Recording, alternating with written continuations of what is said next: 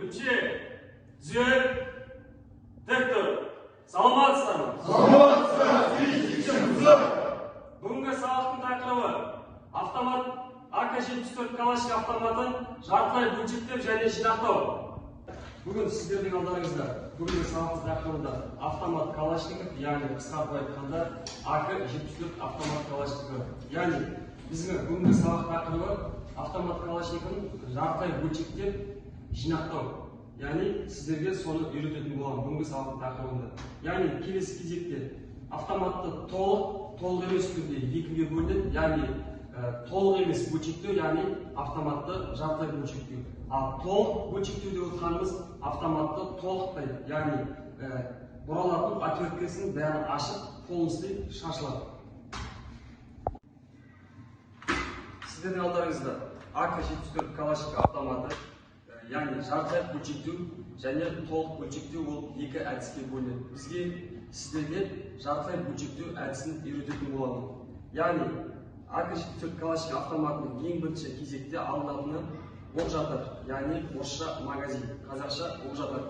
Яғни оның астында кнопкасы бар, соны жоғары қарай көтеріп оқ-жатарын аламыз. Одан кейін автоматтың сабында төменгі жағында доңғалақ финалды аламыз, саусақтың ұшын кіргізіп. Одан кейін әрекетіміз. Автоматты бізде үш әдісі бар, яғни сақтандырғыш, автоматты түрде ату және жекелей ату, яғни одиночный ату. Біздер бірінші сақтандырғыштан аламыз. Одан кейін магазинде, яғни оқ-жатардың ішінде қалып қойған оқ бар жоғын тексереміз. Күннен басамыз, жібереміз. Енді шүріппені басу керек. Шүріппені басар алдында біздің автоматымыздың басы 90 градус жоғарға немесе 45 градусқа жоғары қарату керек бар. Сосын ғана барып шүріппені басамыз. Одан кейін бізде сүмбіні алу әдісі, яғни сол қолымызбен төменгі жағынан қысып, оң қолымызбен жоғары қарай көтереміз. Одан кейін компенсаторды аламыз. Компенсаторды алу үшін жоғарғы жағында кнопка бар, яғни нүктесі, соны басып бұраймыз. Одан кейін автоматты жатқызамыз. Жатқызғаннан кейін ұңғы қорабының қақпақшасын алатын боламыз. Оны қалай аламыз? Яғни бізде қайтармалы механизмнің ішінде қайтармалы механизм бар. Соның кнопкасын арт жағынан итеретін боламыз. Яғни автоматтың қайтару механизм итеріп, сол қолымызбен ұңғы қорабының қорапшасын аламыз. Дәл осындай әдіспен оң қолымыздың бас бармағымен алға қарай итеріп, сол қолымыздың көмегімен артқа қарай қайтармалы механизмді аламыз. Одан кейін оң қолымызбен бекітпе жақтауынан ажыратып аламыз. Одан кейін бізде соңғы, яғни газ түтігін ажыратып аламыз. Біздер газ түтігін ажыратып алу үшін блокировкасын біздер жоғарыға 80-85 градусқа жоғары көтереміз. Және газ түтігін жоғарыға қарай аламыз. Бізде келесі кезекте автоматты жинақтау. Яғни біз кезекпен бәрін қойдық, яғни оқ-жатардан бастадық, енді соңғы газ түтігінен аяқтадық. Енді газ түтігінен бастап кейін қарай жинақтаймыз. Яғни оны қалай жинақтаймыз? Автоматты аламыз, оң қолымызбен газ түтігінің басын кигізіп, артқы жағы үстіңгісінен ұрып, яғни сақтандырғышына кейін қарай саламыз. Одан кейін автоматты қоямыз, бекітпе жақтауына бекітеміз. Бекітіп алғаннан кейін автоматымызды сол қолымызбен алып саламыз. Одан кейін қайтармалы механизм саламыз.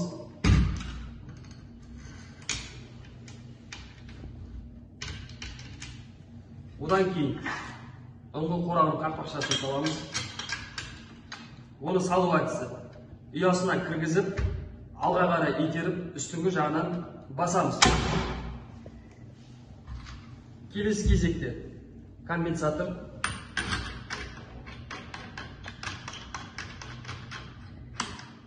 Одан кейін сүңгі. Одан кейін пенал.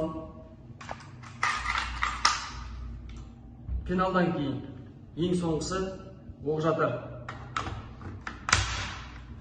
Автоматты қояр алдында қайтадан шүріппені басып, ішінде оқ қалған қалмаған тексереміз. Қайтадан сақтандырғышқа қоямыз. Автоматты стол үстіне кейін қоямыз. Құрметті оқушылар, араларыңызда автоматты жартылай бөлшектеп жинақтауға шығуларыңыз сұраймын. Салғат, келе ғой.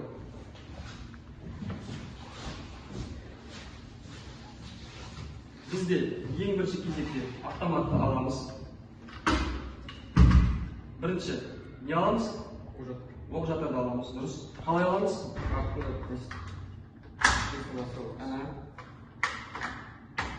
Одан кейін пеналды аламыз. Пеналдан кейін бізде сақтандырғыштан аламыз. Яғни автоматты оқсаймыз. Автоматтың басын 45 және 90 градусқа жоғары көтереміз. Дұрыс. Келесі кезекте сүңгі. Сүңгіні аламыз. Компенсаторды аламыз.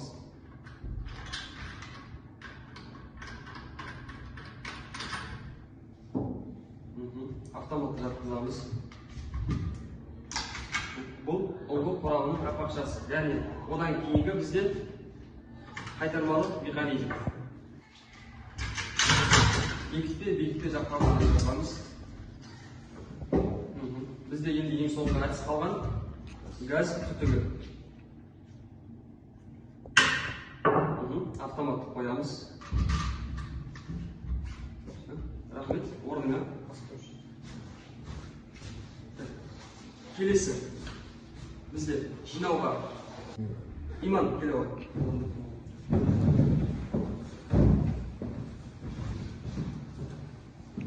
Ең бірінші кері жинау бағытында бізде газ түтігін саламыз.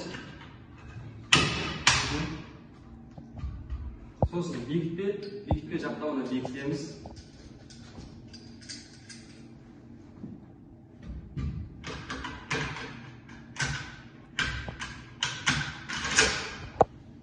Қайтармалы механизм.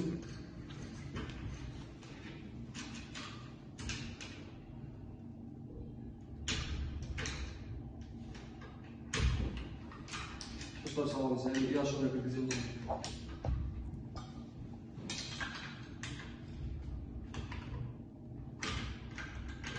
Алға қарай итеріп, үстінен басамыз.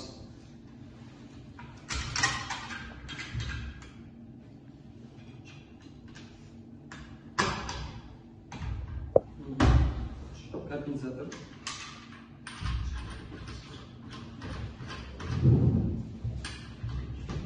Сүңгісін.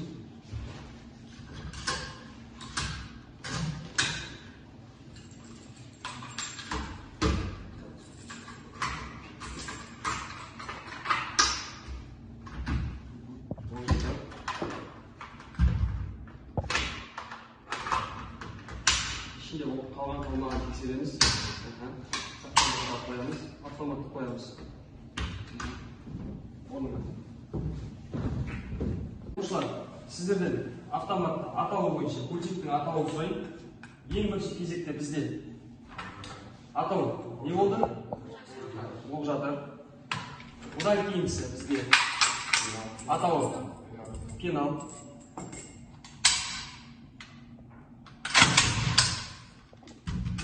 Одан кейін салынатын түсінікті. Одан кейін алынатынымыз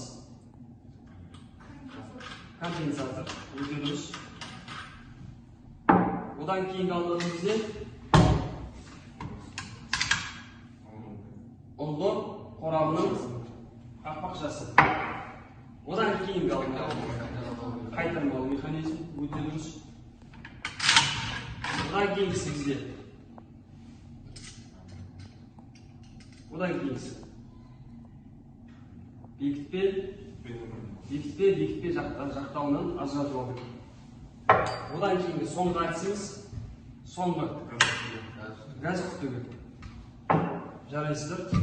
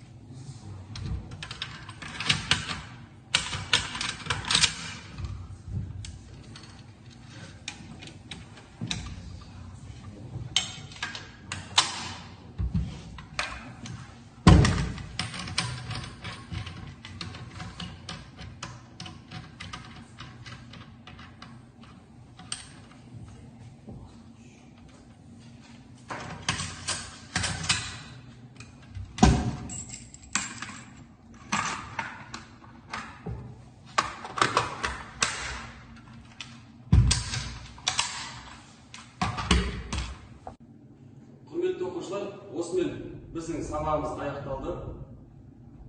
Өнше, түзел, тік тұр.